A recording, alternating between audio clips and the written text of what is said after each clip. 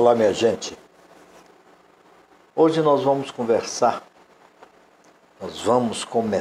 a estabelecer um diálogo a respeito de um cara que, apesar de ter nascido lá no século XVII, em 1632, ele vem sendo considerado por alguns estudiosos e comentadores da sua vida e obra como uma das principais autoridades filosóficas do século XXI. Então, eu leio ele há bastante tempo, estudo ele há bastante tempo. Ele no início, parece muito complicado, mas a partir do momento que você vai se interessando pela obra dele, que você vai se aprofundando cada vez mais, você vai descobrindo um filósofo extraordinário. Eu estou falando de Bento de Spinoza, também conhecido como Baruch de Spinoza, também conhecido como Benedictus de Spinoza. Aliás, este último nome foi o nome que ele adotou no final da sua vida, e o nome também que ele adotou para assinar como autor das suas obras, já também no final da sua vida. Vamos lá, para saber um pouco a respeito do Bento de Spinoza, que foi um dos mais importantes filósofos pós-cartesianos que floresceram na segunda metade do século XVII. Ele fez contribuições significativas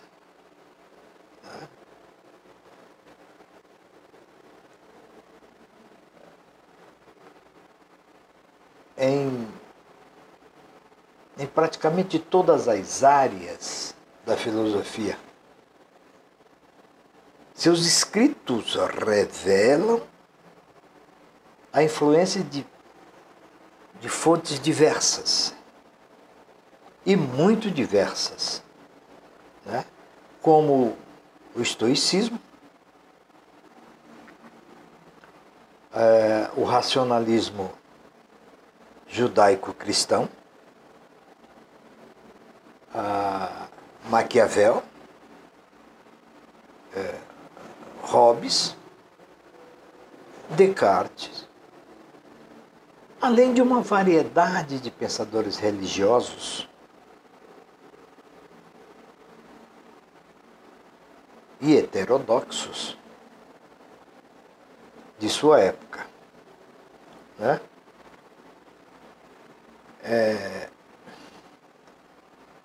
Eu diria que por essa razão é difícil categorizar o Spinoza,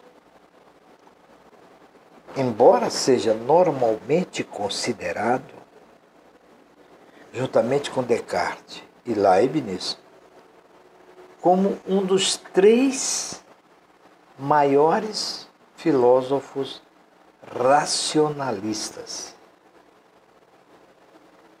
né?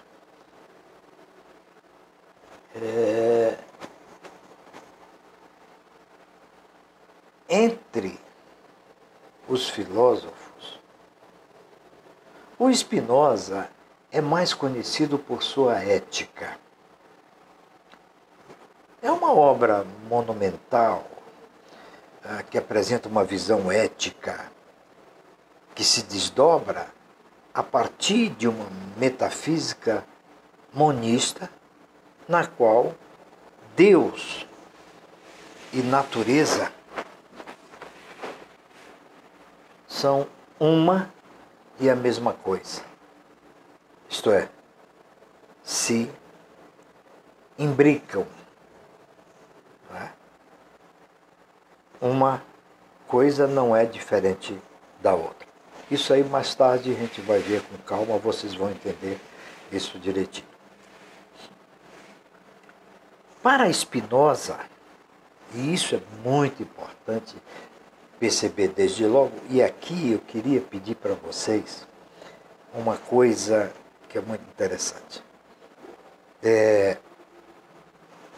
Eu, por exemplo, eu não tenho uma religião, hoje em dia eu não tenho uma religião que eu possa chamar de minha. Esta é minha religião. Não, eu não tenho, hoje eu não tenho. Mas no início da minha vida, eu cresci numa família católica. Né?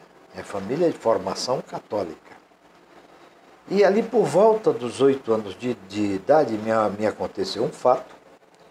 Aconteceu um fato em que eu tive, vamos dizer assim, um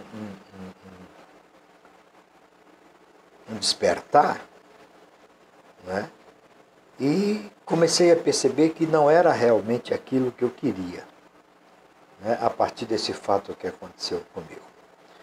Mais tarde eu vou me referir a esse fato com calma e eu vou falar para vocês o que realmente aconteceu. Né? Então, eu pediria a vocês nesse momento, porque isso é fundamental, para que a gente possa, de fato, entender a obra filosófica, a literatura filosófica do Bento de Spinoza, do Benedictus de Spinoza, é de fundamental importância que a gente não traga para este debate, para este diálogo, para esta conversa, sabe, os conceitos e preconceitos, né, as teorias e as teses que estão incrustadas em todos nós. Eu sei que é difícil a gente fazer isso, mas tentemos, pelo menos durante esse debate, deixar essas questões fora. Tá? Vamos nos livrar de qualquer religiosismo que a gente porventura possua. Tá bom? Vocês vão entender por que eu estou pedindo isso para vocês. Né? Então, para Spinoza, Deus deixa de ser esse Criador transcendente, né? Esse cara que criou o universo, né?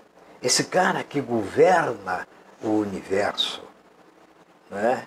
Esse cara que manda em tudo, esse cara que diz que alguém está certo ou que um outro fulano está errado, esse cara que dita regras. Não. Spinoza não entende nada disso. E essa é talvez a principal razão dele ter sido excomungado pelos rabinos, pela comunidade judaica, ali por volta de 1656. Mais tarde também a gente vai ver isso aí com calma. Então, só para a gente fixar inicialmente isso, eu pediria a vocês que não tragam para essa nossa conversa essa ideia preconcebida de Deus. Nós vamos aqui trabalhar uma outra concepção de Deus a partir da ideia e das teses de Spinoza. Ok? Então, ele vai nos dizer que esse Deus que governa, não é? Que é transcendente, que é um Deus que é semelhante à pessoa humana, esse Deus não tem nada a ver, não existe, né? Para ele isso não é Deus, né? Deus para ele é o conjunto, né? É o que ele entende pela realidade mais que real, ou a realidade real, que é a natureza em si, né? E nós, por exemplo, nós somos parte dessa natureza, né? Mas ele vai falar disso, nós vamos falar disso mais detalhadamente lá na frente, né? Então,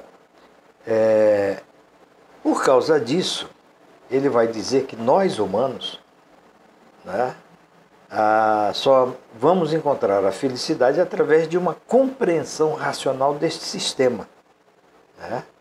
Desse sistema onde a gente possa se colocar nesse lugar, né? Por conta desta e de muitas outras posições, né, provocativas que defende Spinoza, permaneceu uma figura extremamente controversa. E foi, na verdade, durante muitos séculos, durante vários séculos, né, ele foi escanteado, ele foi mal visto, como ele foi excomungado. Para vocês terem uma ideia, ainda existe hoje uma editora, né, eu não vou citar o nome da editora aqui, para não ter complicações, mas tem uma editora que não publica livros, ainda hoje, não publica livros do Spinoza. E vou dizer mais uma coisa para vocês. Ainda hoje, o Spinoza não foi, vamos dizer assim, não foi a sua punição, o seu afastamento da religião judaico-cristã, né, foi revisto até hoje. Então, ele continua excomungado, né, inclusive pela Igreja Católica, na forma que nós a conhecemos hoje, né? Não somente pelo judaísmo, né, pela religião judaica, mas também pela Igreja Católica. Ele continua sendo excomungado, né? E para muitos ele é considerado um arauto, né, da modernidade iluminada, que nos chama a viver sob a orientação da razão. Essa é a grande questão. Por isso é um dos três grandes racionalistas, né? Ele, juntamente com o Descartes e o Leibniz, né? São os três grandes racionalistas, né? Então ele vai dizer para nós, né, vai provocar, né, uma orientação baseada na razão, né? Já outros consideram ele o inimigo das tradições que nos sustentam e o grande negador do que há de nobre dentro de nós. Bom, feita essa revisão toda que a gente vai tentar fazer, vai tentar conversar, né? Nós vamos examinar os principais temas da filosofia do Spinoza, né? principalmente como são apresentados na sua principal obra, na sua Ética, né? Que é considerada o livro mais importante de todos os livros, de toda a literatura do Spinoza. Eu, pessoalmente, apesar da admiração que tenho pela Ética, mas há um texto dele que eu acho fundamental para mim, é o que mais me chamou a atenção, né? É Tratado Teológico Político, né? Tratado Político, né? Tratado Político e depois o Tratado Teológico Político. A gente vai chegar também lá, mais tarde nós vamos ver isso aí, nós vamos compreender melhor isso aí. Tá bom, minha gente? Agora, antes de encerrar essa introdução aqui, sobre essa conversa que nós vamos ter a respeito de Spinoza e das suas obras, né, eu queria dar um pequeno índice para vocês do que nós vamos conversar aqui. Nós vamos falar sobre a vida e a obra do Spinoza, o método geométrico e a ética, a metafísica, monismo, o monismo de substância, né? Vamos falar sobre as definições, as proposições, as preposições, as proposições preliminares, né? Enfim, nós vamos ver o sistema modal, né? Os modos, o que é o modo de ser, o que é um atributo, a substância, o que é isso, a substância, né? Então nós vamos falar sobre tudo isso, né? Falar sobre a natura naturans, a natura naturata,